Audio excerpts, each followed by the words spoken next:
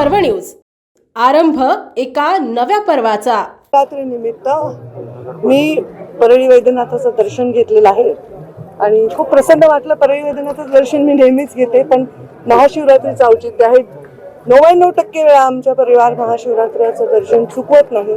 अगदी मुंडे साहेब असल्यापासून आमचे दर्शनाला येणं ही एक प्रथा राहिलेली आहे। खूप प्रसन्न वाटलं दर्शन करून। सर्व आजूबाजूच्या आणि पंचक्रोशीतल्या राज्यातल्या सर्व लोकांसाठी त्यांचं कल्याण हो हीच प्रार्थना ईश्वराला। महापशुधन आणि शिवरात्र असं दुहेरी योग परळीकरांसाठी यावेळेस होता आणि महापशुधन एक्सपो आम्ही केला होता। मी मंत्री आहे आणि मी परळीचे आहे आणि म्हणून शिवरात्रीचं औचित्य साधून आम्ही इथे केलं, कारण ग्रामीण भागातले इथे लोक येतील, पूर्ण राज्यभरातून लोक दर्शनाला येतात, तर त्यांना महापशुधन एक्सपोचाही लाभ व्हावा, बघायला मिळावं असं प्रयोग आमचा आम्ही केला आणि तो यशस्वी झाला आहे। सगळीकडनं लोक येतात आणि अगदी कुटुंबासहित येतात आणि बघतायत, वेगवेगळे अभ्यास करतायत, वेगवेगळे ज्ञान घेत आहेत। हे बघून मला बरं वाटलं।